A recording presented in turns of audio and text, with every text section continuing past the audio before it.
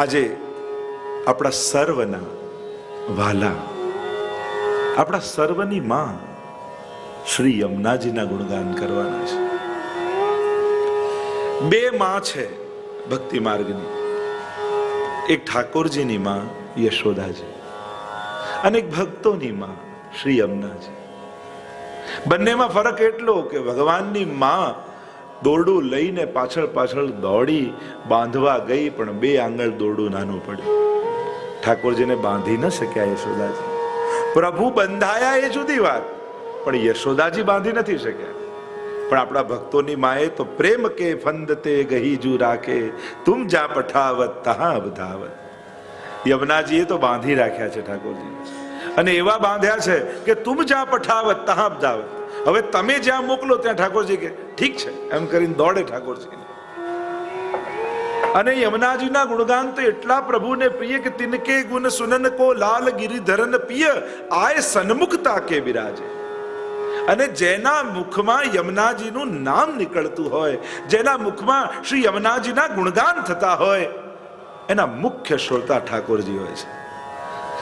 સામે વ્યક્તિ પણ બેઠો હોય ને ત્યારે વ્યક્તિ નથી સાંભળતો, એના હૃદયમાં બિરાજતા ઠાકોરજી સાંભળી રહ્યા છે. પ્રભુ મુખ્ય શ્રોતા છે યમુનાજીના ગુણગાન. એવા ગુણગાન શ્રી યમુનાજીના આજે આપણે સૌ મળીને કરવાના છે. આપણે બધા જ ભાગ્યશાળી થયા છીએ, કારણ કહત ગોવિંદ શ્રી યમને કી જા પર કૃપા સોઈ શ્રી વલ્લભ કુલ શરણાય.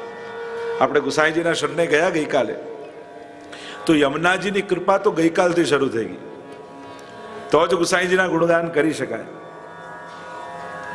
તો મહાપ્રભુજીની કૃપાથી યમુનાજીના ગુણગાન, યમુનાજીની ગુણગાનથી શ્રી કૃપાથી શ્રી વલ્લભના ગુણગાન પરસ્પર છે. શ્રી યમુનાજીના ગુણગાન કરવા છે. સર્વપ્રથમ યમુનાજીના સ્વરૂપની થોડી ચર્ચા કરીશું, અને પછી યમુનાષ્ટકના માધ્યમથી શ્રી મહાપ્રભુજી આપણને સર્વને જે દર્શન કરાવ્યા એ શ્રી યમુનાજીના વાંગમય સ્વરૂપ એવા શ્રી યમુનાષ્ટકનું દર્શન કરીશું. આ યમુનાષ્ટક પણ સાધારણ કોઈ સ્તોત્ર જેવું સાદું સ્તોત્ર નથી, સાક્ષાત શ્રી યમુનાજીનું વાંગમય સ્વરૂપ છે. જેમ શ્રીમદ ભાગવતજી એ સાક્ષાત શ્રીનાથજી બાબાનું વાંગમય સ્વરૂપ છે, એમ યમુનાજી એ સાક્ષાત યમુનાષ્ટક આજીનું વાંગમય સ્વરૂપ છે. તો એના દર્શન કરીશું. સર્વપ્રથમ સ્વરૂપની ચર્ચા કરીએ. પૂર્વમાં જ મેં જેમ કહ્યું હતું એમ આકાર અને સ્વરૂપ બંનેનો ભેદ જ્યાં સુધી, બંનેનો વિવેક જ્યાં સુધી સમજમાં ના આવે ત્યાં સુધી આ ભક્તિ માર્ગીય સ્વરૂપોને સમજવા કઠિન છે. ગુસાઈજી એકવાર વૈષ્ણવને પૂછ્યું ને કે સૌથી શ્રેષ્ઠ નદી કઈ, સૌથી શ્રેષ્ઠ પર્વત કયો, સૌથી શ્રેષ્ઠ તીર્થ કયું? વૈષ્ણવ કહ્યું, જયરાજ સૌથી શ્રેષ્ઠ નદી તો યમુનાજી છે, સર્વશ્રેષ્ઠ પર્વત તો ગિરિરાજ બાબા છે, સર્વશ્રેષ્ઠ તીર્થ કોઈ હોય તો વ્રજ છે. ગુસાઈજી કહે, મૂર્ખ, તું યમુનાજીને નદી માને છે? શ્રેષ્ઠ નદી તો ગંગાજી છે, યમુનાજી તો ઠાકોરજીના ચતુર્થ પ્રિયા છે. શ્રેષ્ઠ પર્વત તો મેરુ પર્વત છે, ગિરિરાજ બાબા તો હરિદાસ વર્ય છે. શ્રેષ્ઠ તીર્થ તો પ્રયાગ છે, વ્રજ તો ઠાકોરજીનું ઘર છે. અને આ સ્વરૂપ દર્શન મહાપ્રભુજી અને ગુસાઈજી આપણને કરાવે છે. યમુનાજીનું આરાધન પૂર્વમાં પણ હતું. મહાપ્રભુજી તે પૂર્વ પણ આચાર્યોએ યમુનાષ્ટક આદિ લખ્યા છે, અને જે ચિત્ર આપણે જોઈએ છે એનાથી પૂર્વ યમુનાજીનું દેવી સ્વરૂપનું ચિત્ર હતું જ. પણ શ્રી મહાપ્રભુજીએ કૃપા કરી આધિદૈવિક સ્વરૂપનો અનુભવ આપણને કરાવે છે.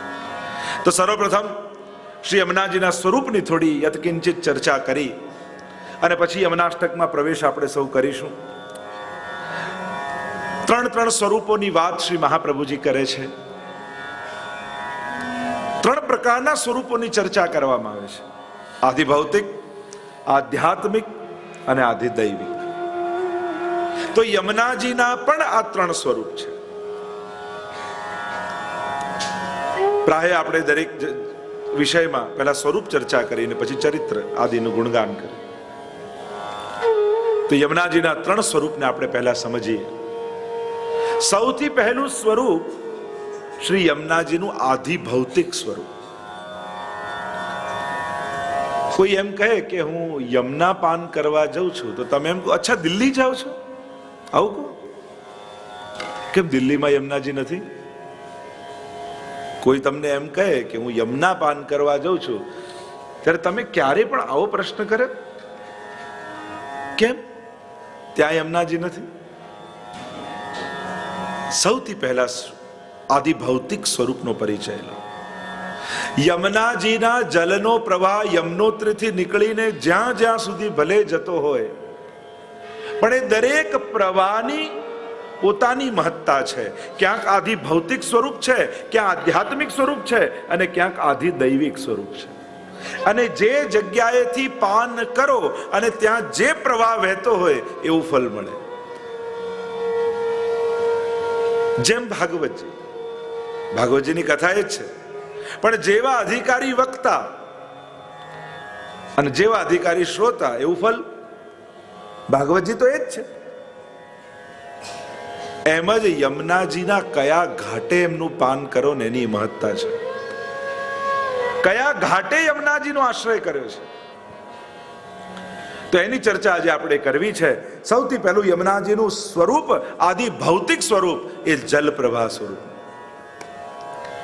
યમનોત્રીથી જે જલ પ્રવાહ સ્વરૂપે યમુનાજી પધારે છે, અને કેટલાય નગરોથી થતા થતા અને ત્યાં ગંગાજી યમુનાજીનો સંગમ પણ થાય છે, સાગરમાં જઈને પ્રાપ્ત થાય છે. આમ આ જલ પ્રવાહ સ્વરૂપ યમુનાજીનું એ આદિ ભૌતિક સ્વરૂપ કહેવાય. અને આદિ ભૌતિક સ્વરૂપે દિલ્હી જઈને યમુનાજીના પાન કરો તો શું મળે? કે તરસ બુઝાય. ભૌતિક સ્વરૂપ નો આશ્રય એ ભૌતિકતાનો અનુભવ કરાવનારો છે. તો પહેલું સ્વરૂપ આદિ ભૌતિક, જે જલ પ્રવાહ સ્વરૂપ છે, નદી રૂપ છે યમુનાજી. બીજું સ્વરૂપ યમુનાજી એ આધ્યાત્મિક સ્વરૂપ, તીર્થ રૂપ. ઘણીવાર લોકો કહે કે યમુનાજીમાં સ્નાન નહીં કરવું, પાન કરવું, તો આપણે ત્યાં તો પ્રાતહીનાથ, યમુનાજીમાં સ્નાન કરવાથી પાપ ધોવાય છે. જે જન પ્રાત ઉઠ નહાવે, કીર્તન સાહિત્યમાં તો છે. તો નવાય કે નહીં? એનાથી શું અપરાધ લાગે કે ન લાગે? તો કહ્યું, જ્યાં આધ્યાત્મિક પ્રવાહ છે ત્યાં સ્નાન કરવાથી જીવ યમયાતનામાંથી મુક્ત થઈ જાય છે. એટલે આપણે ત્યાં કહેવાય કે જ્યારે યમ દ્વિતીય આવે ત્યારે સામે પાર જઈ, કારણ કે ત્યાં આધ્યાત્મિક પ્રવાહમાં યમુનાજી વહે, એટલા માટે ત્યાં જઈને સ્નાન કરાય છે. અથવા કે જેના અંદર આધ્યાત્મિક બુદ્ધિ યમુનાજી માટે છે, અને એ યમુનાજીમાં આધ્યાત્મિક બુદ્ધિ એટલે કે તીર્થ બુદ્ધિ, કે યમુનાજી પરમ પાવન તીર્થ રૂપા છે, અને ત્યાં સ્નાન કરવાથી સમસ્ત પાપોમાંથી નિર્મૂલ બનાય છે, સમસ્ત પાપોમાંથી મુક્ત થવાય છે. એ જે તીર્થ બુદ્ધિ છે, અને તીર્થ બુદ્ધિએ યમુનાજીના આશ્રય કરવો એ આધ્યાત્મિક સ્વરૂપ છે. અને એટલા માટે માં યમુનાજીના સ્વરૂપનો દર્શન મહાપ્રભુજીએ કરાવ્યું. એ પૂર્વ પણ યમુનાષ્ટક શંકરાચાર્ય આદિએ લખેલા છે. યમુનાજી માટેના સ્તોત્રો લખાયા છે, અને યમુનાજીના સ્વરૂપની પણ ચર્ચા કરવામાં આવી છે. કે એક ચાતલ ઉપર કેસ છૂટા હોય, બે હાથમાં કળશ હોય, એવા એક યમુના દેવીનું પ્રાચીન ચિત્ર, જે આધ્યાત્મિક સ્વરૂપનું, એ પણ પૂર્વમાં પ્રાપ્ત છે. પ્રાચીન સમયમાં આધ્યાત્મિક યમુના દેવી સ્વરૂપનું ચિત્ર પ્રાપ્ત છે, કે જે આમ છૂટા કેસ રાખીને બે કળશ હાથમાં રહી દેવી રૂપે, જે આધ્યાત્મિક રૂપે દેવી રૂપે છે, જે સકલ પાપોમાંથી મુક્ત કરનારા, યમયાતનામાંથી મુક્ત કરનારા છે. કે જેમણે યમરાજ પાસે વચન માંગ્યું છે કે યમ દ્વિતીયાના દિવસે મારી અંદર આવીને જે સ્નાન કરશે એને યમરાજ ક્યારે સતાવશે નહીં. આધ્યાત્મિક. પણ ત્રીજું સ્વરૂપ યમુનાજીનું, જેનું આપણે આરાધન કરીએ છીએ, જેનું દર્શન શ્રી મહાપ્રભુજી આપણને કરાવ્યું છે, એ છે આધિ દૈવિક સ્વરૂપ. અને આધિદૈવિક સ્વરૂપ એટલે કે વ્રજમાં જે 4 યુથ ગોપીજનોના છે, પહેલું સ્વામીજીનું નિત્ય સિદ્ધા ગોપીજનોનું યુથ, પછી ચંદ્રાવલીજીનું યુથ, ત્રીજું લલિતાજીનું યુથ અને ચોથી કુમારિકાઓનું જે યુથ છે એના જે અધિપતિ છે એ શ્રી યમુનાજી, જે સખી રૂપા છે એ યમુનાજીનું આધિદૈવિક સ્વરૂપ છે. આ આધિદૈવિક સ્વરૂપની ચર્ચા યમુનાષ્ટકમાં શ્રી મહાપ્રભુજીએ કરી છે. આધિદૈવિક સ્વરૂપે આપણે ત્યાં સેવનીય અને આરાધનીય છે. ચૈત્ર સુદ છઠના દિવસે ભાનુ ગોપને ત્યાં જમનાવતા ગામમાં સખી સ્વરૂપે યમુનાજીનું પ્રાગટ્ય માનવામાં આવ્યું છે. અને એટલા માટે એ યમુનાજીના ઉત્સવ રૂપે આપણે મનાવતા હોઈએ છીએ. તો એ સખી રૂપે ત્યાં પ્રગટ થયેલા છે.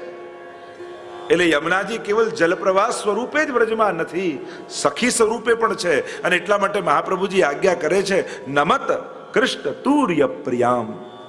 ઠાકોરજીના ચતુર્થ પ્રિયા શ્રી યમુનાજીને નમન કરો. આ સખી રૂપ યમુનાજીનું આ આધિદૈવિક સ્વરૂપ આપણે ત્યાં મહાપ્રભુજી આપણને દૃષ્ટિ આપી છે કે યમુનાજી કોઈ સાધારણ નથી, સાક્ષાત ઠાકોરજીના ગોપીજન સખીજન છે. એ ચોથા યુથના અધિપતિ છે. અને આ ભાવ જે પુષ્ટિ માર્ગમાં ચિત્ર છે એવું ચિત્ર બીજે ક્યાંય નથી. યમુનાજીનું આરાધન ઘણી જગ્યાએ છે, પણ આપણે ત્યાં જે ચિત્ર સ્વરૂપે યમુનાજી વિરાજતા હોય છે, એમ કહેવાય છે કે શ્રી ગોકુલનાથજીને અનન્ય આસક્તિ શ્રી યમુનાજીના સ્વરૂપમાં છે. અને જ્યારે વૈષ્ણવે વિનંતી કરી ત્યારે સ્વયં ગોકુલનાથજી સર્વપ્રથમ યમુનાજીનું ચિત્ર પોતાના હાથે સિદ્ધ કર્યા અને શ્રી યમુનાજીનો પરિચય કરાવ્યો. આપણે ત્યાં તો યમુનાજીના પૂર્વમાં એ પણ ચરિત્ર આવે છે કે જ્યારે દ્વારકાધીશના સ્વામીજી સાથે સેવા કરવાનો ભાવ હતો ત્યારે કંકણ આપ્યા અને ગુસાઈજીએ કહ્યું, જેમના હાથમાં આવે તમારા યમુનાજી, તમારા સ્વામીજી. અને ગુંજાવનમાં શ્રી યમુનાજી પધાર્યા અને દ્વારકાધીશના સ્વામીજી રૂપે બિરાજ્યા. અનેક અનેક ભાવ આપણે ત્યાં છે. પણ આપણે ત્યાં સ્નાન એટલા માટે નથી કરતા, પાન કેવલ કરીએ છીએ કારણ આપણે આધ્યાત્મિક સ્વરૂપ યમુનાજીનું આરાધન નથી કરતા, આપણે આધિદૈવિક સ્વરૂપનું કરીએ છીએ જે સખી રૂપા છે. અને આપણો દેહ તો લૌકિક અને ભૌતિક છે, તો આવા લૌકિક અને ભૌતિક દેહને આવા અલૌકિકોએ યમુનાજીને પોતાના ચરણ કેમ અલાડાય, પોતાના પગ એમાં કેમ ડુબાડાય, આવો ભાવ આપણે રાખીએ છીએ. અને એટલા માટે યમુનાજીના કેવલ પાન કરીએ છીએ, ત્યાં સ્નાન નથી કરતા, કારણ કે આપણે આધિદૈવિક સ્વરૂપની આરાધના કરીએ છીએ. કદાચ કોઈએ સ્નાન કર્યું એ પાપ નથી, પણ એનો આધ્યાત્મિક ભાવ છે. પણ એનું ફળ એ કેવલ યમયાતનામાંથી મુક્તિ છે. પણ આધિદૈવિક સ્વરૂપનું આરાધન કરો છો તો અષ્ટવિધ ઐશ્વર્યનું દાન યમુનાજી તમને કરે છે, જેની આગળ આપણે ચર્ચા કરીશું. 8 પ્રકારના ઐશ્વર્યનું દાન યમુનાષ્ટકમાં મહાપ્રભુજી સમજાવ્યું. શ્રી યમુનાજી જ્યારે આધિદૈવિક સ્વરૂપે આરાધ્ય હોય છે ત્યારે 8 પ્રકારનું આ અલૌકિક સિદ્ધિનું દાન કરે છે. અને જો આવા આધિદૈવિક તત્વની પ્રાપ્તિ કરવી હોય તો આધિદૈવિક સ્વરૂપનું આરાધન કરવું જોઈએ. સ્વરૂપમાં તમે યમુનાજીને જુઓ તો 2 પ્રકારના સ્વરૂપ તમને પુષ્ટિ માર્ગમાં જોવા મળે યા વર્ણનમાં મળે. એક યમુનાજીની આરતીમાં જે આપણે ગાઈએ છે, ચુંદડીએ ચટકાળામાં, ચણિયા ચોળી ચુંદડીના ધારણ કરી અને શ્રી યમુનાજી વિરાજતા હોય, ક્યાંક વિશેષ રૂપે આપણે દર્શન કરીએ. અને બીજા એક શૃંગાર યમુનાજીના, અને એ છે મુકુટ કાચનીના શૃંગાર. થોડીક સ્વરૂપની ચર્ચા કરી લઉં અને પછી યમુનાષ્ટકમાં પ્રવેશ કરીશું. તો ચુંદડીના ચણિયા ચોળી ધારણ કરેલા હોય અને સ્વયં દ્વાદશ નિકુંજની વાર્તામાં ચતુર્ભુજદાસજીને જ્યારે યમુનાજીને ત્યાં પધાર્યા ત્યારે સોનામાં મીનાકારીની કુંજ અને આ ચુંદડીની કુંજ અને એમાં કુંવારાનો મનોરથ, આવી યમુનાજીની નિકુંજ છે. હેત કરી દેત શ્રી યમને વાસ કુંજે.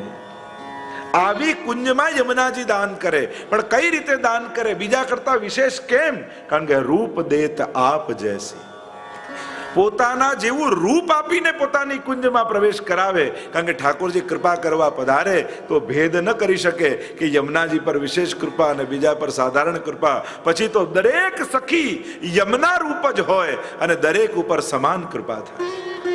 અરે ચીરહરણ લીલાના પ્રસંગમાં તમે જુઓ ને, ત્યાં સુધી ગોપી શબ્દનું વર્ણન હતું, અને જ્યાં ચીર યમુનાજીમાં પ્રવેશ કર્યો એટલે વ્રજાંગના શબ્દનો પ્રયોગ કર્યો. એ વ્રજાંગના કેમ, એમને રાસનો અનુભવ કેમ મળ્યો? કે યમુનાજીમાં પ્રવેશ કર્યો. વ્રજા એ યમુનાજીનું નામ છે, અને યમુનાજીનો સ્પર્શ થયો એટલે વ્રજા અંગ યમુનાજીના અંગરૂપ થઈ ગયા. દરેકની ભીતર યમુનાજી પ્રવેશ કરી ગયા, અને યમુનાજી પ્રવેશ કરી ગયા ત્યારે એમને રાસનો અધિકાર પ્રાપ્ત થયો. એના વગર રાસનો અધિકાર પ્રાપ્ત ન થાય. તો આ બે પ્રકારના વસ્ત્ર શૃંગારનો પ્રસંગ છે. યમુનાજી જ્યારે પોતાની કુંજમાં હોય છે ત્યારે ચણિયા ચોળી ચુંદડીના ધારણ કરે છે, પણ જ્યારે અનેક અનેક પ્રસંગો મુકુટ કાચનીના શૃંગારના ભાવ બતાવવામાં આવ્યો. એક પ્રસંગ સુપ્રસિદ્ધ છે કે યમુનાજી મુકુટ કાચીનો શૃંગાર કેમ ધરે છે. તો જે સુપ્રસિદ્ધ પ્રસંગ છે આપણે જાણીએ છીએ કે એકવાર ઠાકોરજી અને સ્વામીજી માન ધરવાની લીલા કરી રહ્યા હતા, અને ઠાકોરજી સ્વામીજીને કહ્યું કે આપ પહેલા માન ધરો કે હું બનાવું ને હું ધરું? ત્યારે આપ બનાવો.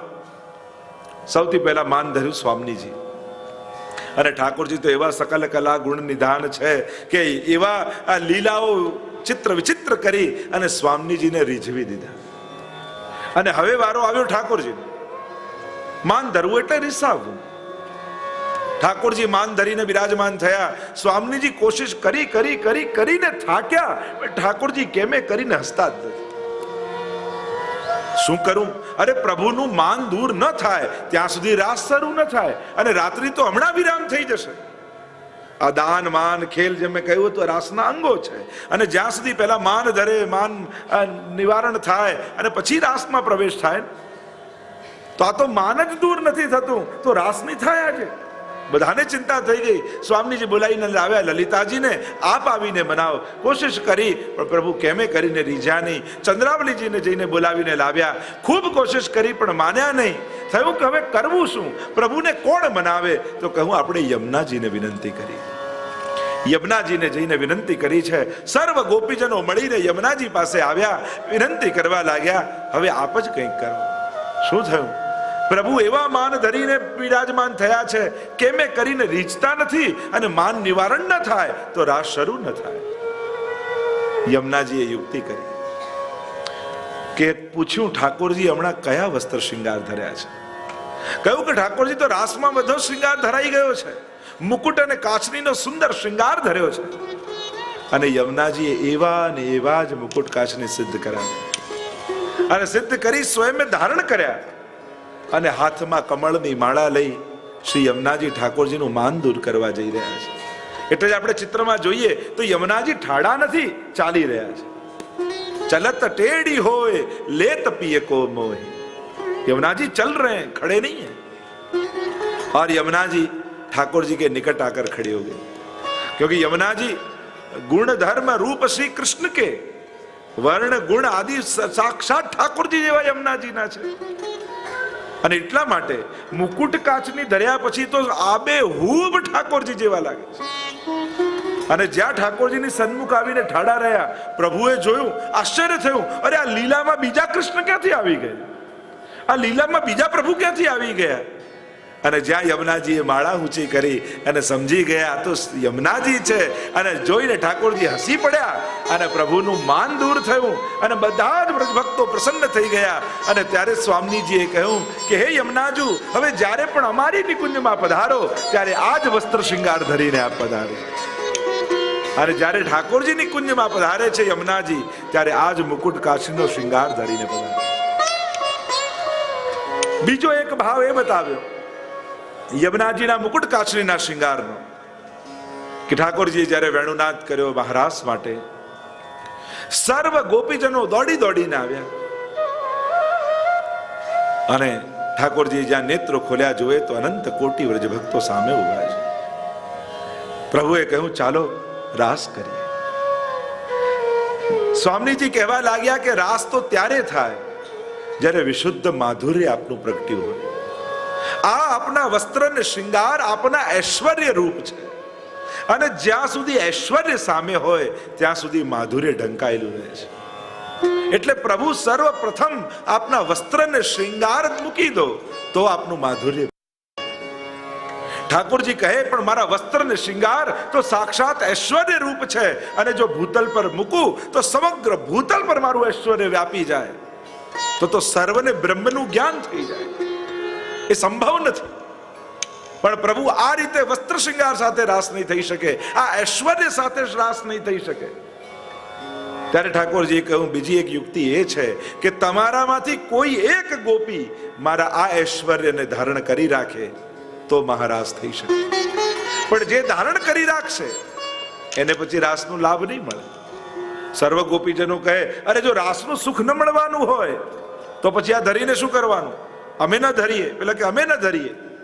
ત્યારે ગોપીજનોના પરિકરમાંથી શ્રી યમુનાજી આગળ આવ્યા અને યમુનાજીએ કહ્યું જો તમને લોકોને રાસનો આનંદ મળતો હોય લેત તારી કર દેત ઝટકે. અને ઠાકોરજીનો હાથ પકડાવી દે છે યમુનાજી. અને યમુનાજી જ્યારે આગળ આવ્યા અને કહ્યું કે પ્રભુ આપનું ઐશ્વર્ય હું ધારણ કરી રાખીશ, આપ સર્વ ગોપીજનોને આનંદનું દાન કરો. જો આ યમુનાજી એવા છે ને, સદા સોહાગીન છે ને સદા સંયોગીન પણ છે. ઘણાનું સૌભાગ્ય અખંડ હોય પણ સંયોગ અખંડ ન હોય, સદા સાથ ન હોય. તમે ક્યાંય યમુનાજીના મુખમાંથી વિરહના પદ નહીં સાંભળો, વિરહના શ્લોક. યમુનાજીને અખંડ સંયોગ છે, એમને વિરહ નથી, સતત સંયોગ છે. અને એટલા માટે તો આપણે જારીજીમાં લાલ વસ્ત્ર નેવરો લપેટીએ છીએ ને, કારણ કે યમુનાજીનું રૂપ છે એ એમના અખંડ સૌભાગ્યનું પ્રતીક છે, એ પરમ અનુરાગનું પ્રતીક છે, સદાય સંયોગનું પ્રતીક છે. અને એટલા માટે જારીજીમાં પણ અનેક પ્રકારથી નેવરા લપેટવામાં આવે, ઘૂંઘટની જેમ, પટલીની જેમ, ચણિયાચોળીમાં ઓઢણીની જેમ. તમે જુઓ તો ઘણી વાર સીધું ખાલી પટ્ટું હોય તો આમ જાણે ઘૂંઘટ કાઢીને ના હોય, આમ કોઈ મારવાડી જનોને તમે જુઓ તો કેવો આમ લાંબો ઘૂંઘટ કાઢીને હોય, તો એ ઘૂંઘટનો ભાવ. ઘણી જગ્યાએ પટલીનો ભાવ હોય, ઘણી જગ્યાએ ઓઢણીનો ભાવ હોય. તો એ નેવરામાં પણ અનેક પ્રકારના ભાવ આપણે ત્યાં છે સાડીનો જ ભાવ, તો આવા ઘણા ભાવ. તો યમુનાજી સાક્ષાત અખંડ સૌભાગ્યવતી છે, અખંડ સંયોગવતી છે. યમુનાજીએ કહ્યું જો બધા જ વ્રજભક્તોને આનંદ મળતો હોય તો હું આપને ઐશ્વર્ય ધારણ કરી રાખીશ. અને એ જ સમયે ઠાકોરજીએ પોતાનું મુગટ, પોતાના સર્વ શૃંગાર અને પોતાની કાચની શ્રી યમુનાજીને ધરાવી અને યમુનાજીને પોતાના કંઠમાંથી કાઢીને કમળની માળા આપી અને યમુનાજી હાથમાં લઈને ઠાડા છે. અને ઠાકોરજી મહારાસનું દાન ગોપીજનોને કરી રહ્યા છે. અને મહારાસના મધ્યમાં શ્રી યમુનાજી પ્રભુના ઐશ્વર્યને લઈને ધારણ કરીને રાખ્યા છે. આ એક ભાવ પણ મુકુટ કાચનીનો છે. ત્રીજો એક ભાવ, ત્રીજી એક વાર્તા મુકુટ કાચની એ બતાવવામાં આવી. જો ઘણી ભગવદીઓના મુખે, ઘણે ભક્તોના મુખે આપણે જુદી જુદી જ્યાં જ્યાં શ્રવણ કરીએ,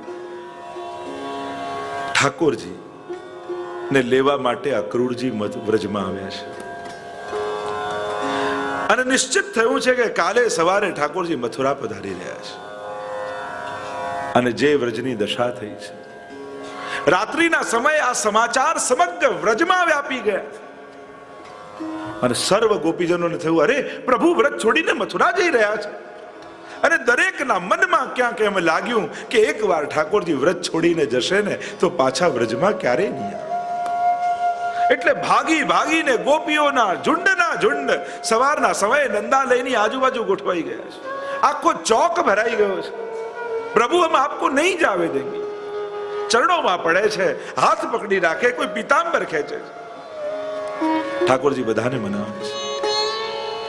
અને બધા જ ગોપીજનોને મનાવીને રથ ઉપર સવાર થયા. ઠાકોર અક્રૂરજીએ રથની લગામ ખેંચી, ગડગડ ગડગડ કરતો રથ ધીમે ધીમે આગળ વધ્યો. અને જોયે તો દૂર ખૂણામાં શ્રી રાધાજી માંથી આંસુને સારી રહ્યા છે. પ્રભુએ અક્રૂરજીને કહ્યું કે એક ક્ષણ માટે ઉભા રહો. રથ પરથી પ્રભુ નીચે ઉતર્યા અને સ્વામીજી પાસે જઈ, રાધાજી પાસે જઈને કહે રાધા, તમારી આંખમાં આંસુ, બીજા રડે તો સમજાય, પણ હું ને તમે કોઈ જુદા થોડી છે, આપણામાં કોઈ ભેદ થોડી છે. તમારા રોમ રોમમાં હું છું અને મારા રોમ રોમમાં તમે વિરાજો છો. રાધાજી કહે પણ આંખીને એસી ટેવ પડી, રોમ રોમમાં ભલે ને ઈશ્વર વ્યાપેલો હોય, પણ અમારી આંખોને તો આપને જોવાની આદત પડી છે. અમે કેમ જીવીશું આપના વગર? પ્રભુ, આપના વગર અમારા પ્રાણ છૂટી જશે. ઠાકોરજી જેમ તેમ કરી સ્વામીજીને મનાવી રથ પર સવાર થયા અને રથ ચાલ્યો આગળ. ગડગડ ગડગડ કરતો રથ પહોંચ્યો. મથુરાનો વિશ્રામ ઘાટ આવ્યો અને ઠાકોરજીએ કહ્યું કે અહીંયા થોડી વાર રથ રોકો. પ્રભુએ વિશ્રામ કર્યો. એનું નામ વિશ્રામ ઘાટ. કારણ રથમાં બેઠા બેઠા પ્રભુ ખોવાયા છે. બ્રજ ભક્તોને યાદ કરવાનું. રડતી ગોપીઓની આંખના આંસુ પ્રભુને દેખાય છે. રડતા સ્વામીજીનું મુખારવિંદ દેખાય છે.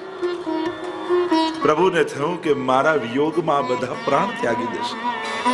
મારા વગર આ લોકો નહીં રહી શકે. વિશ્રામ ઘાટ પર બિરાજેલા યમુનાજીના તટ પર ઠાકોરજી બ્રજ ભક્તોને યાદ કરતા કરતા પ્રભુના હૃદય છલકાઈ ગયા. થયું કે આ મારા વગર નહીં જીવી શકે, શું કરું? એટલે ઠાકોરજીએ નેત્ર બંધ કરી યમુનાજીનું સ્મરણ કર્યું છે. અને યમુનાજી બે હાથ જોડી વિશ્રામ ઘાટે પ્રગટ થઈ ગયા. પ્રભુ, આપે મને યાદ કરી, શું આજ્ઞા છે મારા માટે? પ્રભુ કહેવા લાગ્યા, આ મારા વ્રજભક્તોને રડતા મૂકીને હું અહીંયા આવ્યો.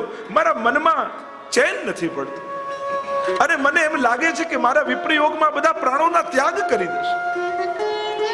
હે યમુનાજી, આપ બિલકુલ મારા જેવા રૂપ વાળા છો. એવા જ વર્ણ, એવા જ ગુણ, એવું જ રૂપ. મારું એક કાર્ય કરશો? હા પ્રભુ, આજ્ઞા કરો. અને ઠાકોરજી પોતાનો મુગટ કાઢી યમુનાજીના મસ્તક પર પધરાવ્યો. પોતાની સમગ્ર વ્રજલીલાની સાક્ષી એવી આ કાચની વડી કરી યમુનાજીને ધરાવી. પોતાના કંઠમાં રહેલા, કારણ કે જ્યારે પ્રભુ વ્રજમાંથી પધારતા હતા ત્યારે ગોપીઓને થયું કે પ્રભુ જઈ રહ્યા છે તો અમારું હૃદય કપાઈ રહ્યું છે. અમારું હૃદય અમારા હૃદયમાં નહીં રહે, અમારા શરીરમાં નહીં રહે. ત્યારે પ્રત્યેકનું હૃદય કમળની કળી બની અને બધા એક એક કમળ સ્વામીજીને આપીને ગયા. અને સ્વામીજી એ કળીને પરોવી આખી માળા સિદ્ધ કરી અને જતી વખતે ઠાકોરજીના કંઠમાં ધરાવી દીધી. અને કહ્યું હતું, આ કમળ નથી, આ વ્રજમાં રહેલી સકલ ગોપીઓના હૃદય આપને આપીએ છીએ.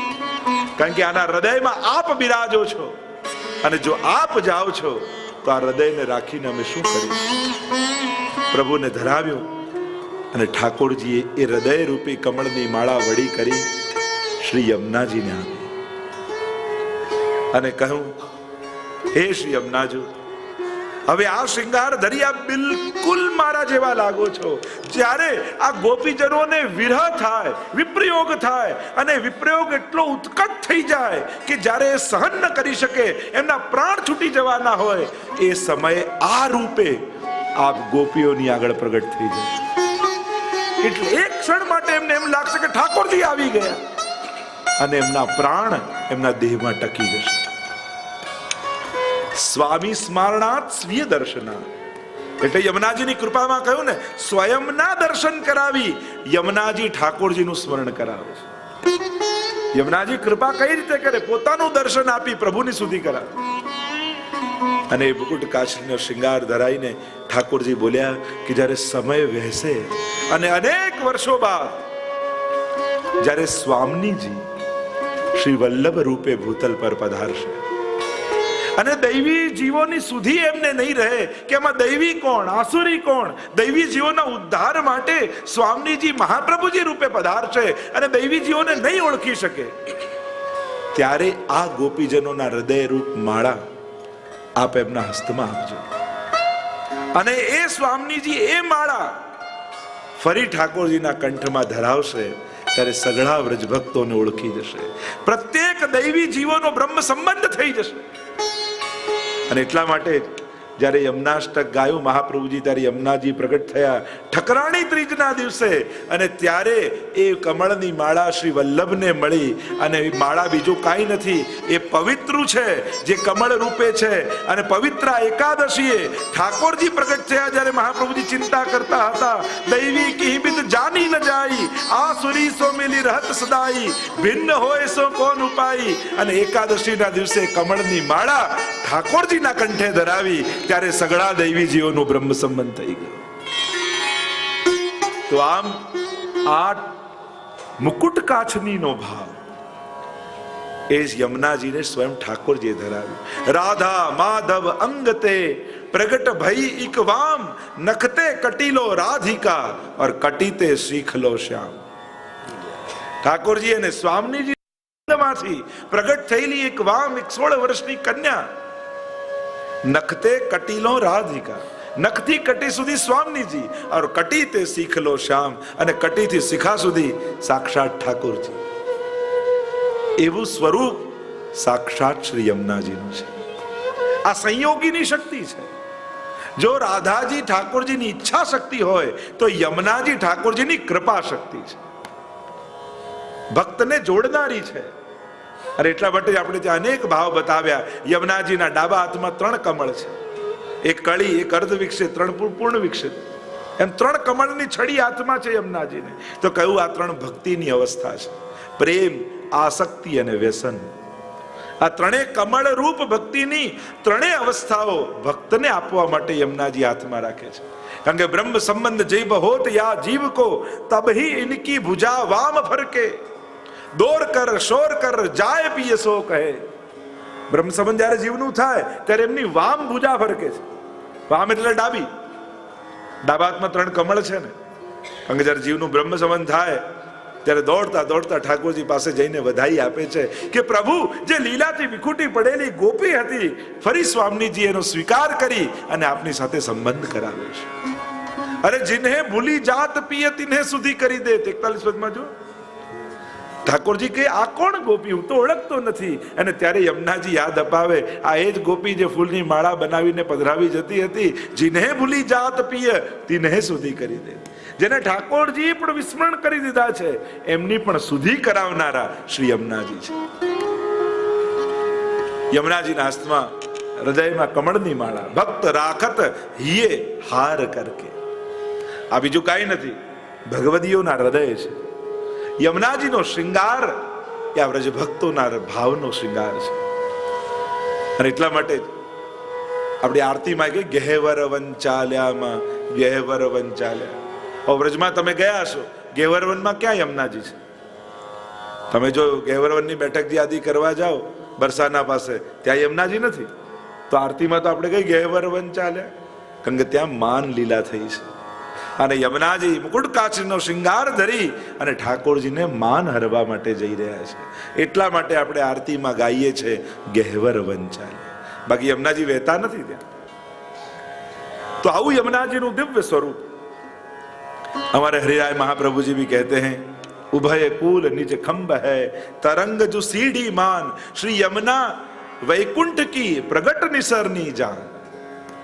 બંને કિનારાઓ એ થાંભલા છે અને એક એક લહેરો છે ને, એ લહેરો એ તો સીડીઓ છે. પ્રગટ વૈકુંઠમાં લઈ જવાની નિસરણી કોઈ હોય તો એ યમુનાજી છે. આજે પણ યમુનાજી પ્રગટ સ્વરૂપે દર્શન આપે છે. જો ભાવથી દર્શન કરો. એટલે તો પદમાં 41 પદમાં કહ્યું, નૈન ભર દેખ અબ ભાનુ તને. આંખો ભરીને જોતો ખરા. આપણા આચાર્યો આપણને દ્રષ્ટિ આપે છે. કારણ તમે જ્યારે યમુનાજીની નિકટ જાઓ ત્યારે શું થાય? સૌથી પહેલા તમને શું દેખાય? તો યમુનાજીની લહેરો. એ લહેરો શું છે? તરંગ ભુજ કંકણ પ્રકટ મુક્તિકા વાલુકા. પૂજાઓ છે. જેમ બાળક વર્ષો પછી આવ્યો હોય એટલે માં બાહુ ફેલાવીને કે આ બેટા આવ, એટલે તમે દૂરથી જુઓ ને તો યમુનાજીની ખાલી લહેરો તમને દેખાશે. ત્યારે લહેરો ન જોતા ત્યારે એવો ભાવ કરજો કે મને જોઈ મારી માં શ્રી યમુનાજીએ બાહુ ફેલાવી અને મને આમંત્રિત કર્યો છે, આવ મારી પાસે આવો. એટલે તમે નિકટ જાઓ પછી શું થાય? જો નૈન ભર દેખ, આ દેખો યમુનાજી કો, વો દિખતી હૈ. નિકટ જાઓ એટલે તમે શું કરો? નીચે તટ ઉપર ઉપાસે બેસી અને કિનારે બેસી જાઓ. એ શું છે? નિતંબ તટ સુંદરી નમત કૃષ્ણ તુર્ય પ્રિયા. એ યમુનાજીની ગોદ છે. અને એટલા માટે શ્રી યમુનાજી તમને ગોદમાં લીધા, બાળકને ઉપાડ્યો ખોળામાં અને ગોદમાં લીધા. ખોળામાં લીધા, હવે તમે શું કરો? અંજલિ લો અને પાન કરો. ન જાતુ યમ યાતના ભવતી તે પય પાન. એક સુધાતુર થયેલું બાળક જ્યારે માને સામે જુએ અને માની સામે લાલસાથી જોતો હોય કે વર્ષો થયા આપની કૃપા રસના પાન નથી કર્યા, ત્યારે મા હાથ ફેલાવી એને આમંત્રિત કરે, લઈને ખોળામાં લઈ અને પોતાના વક્ષસ્થળથી પાન કરાવે. એમ યમુનાજીનું તમે આચમન નથી કર્યું, યમુનાજી એના પયનું તમને પાન કરાવે છે. અને એમાં પણ જો કમળ દેખાઈ જાય તો યમુના અષ્ટપદીમાં ગુસાઈજી કહે છે આ કમળ કમળ નથી, તો યમુનાજીના નેત્રો છે. અને નેત્રો દ્વારા માનો યમુનાજીએ તમારા પર કૃપાની દૃષ્ટિ કરી. એ વિચાર કરો. આખી રાતની રાસ થાય એટલે પોયણા સફેદ ઉગે યમુનાજીમાં, અને આખી રાતનો ઉજાગરો હોય એટલે સવારે લાલ કમળ ઉગે. એ લાલ કમળ બીજું કાંઈ નથી, યમુનાજીના રાત્રિના ઉજાગરાના સંકેત છે કે રાસમાં આખી રાત શ્રી યમુનાજી જાગ્યા છે અને રાસલીલાના દર્શન કર્યા છે. તો એવા શ્રી યમુનાજીનું આ સ્વરૂપ છે જે અનેક સ્વરૂપે આપણને યમુનાજી દર્શન કરાવે છે. યમુનાષ્ટકમાં પ્રવેશ કરીએ. શ્રી મહાપ્રભુજી પધાર્યા છે ગોકુલ.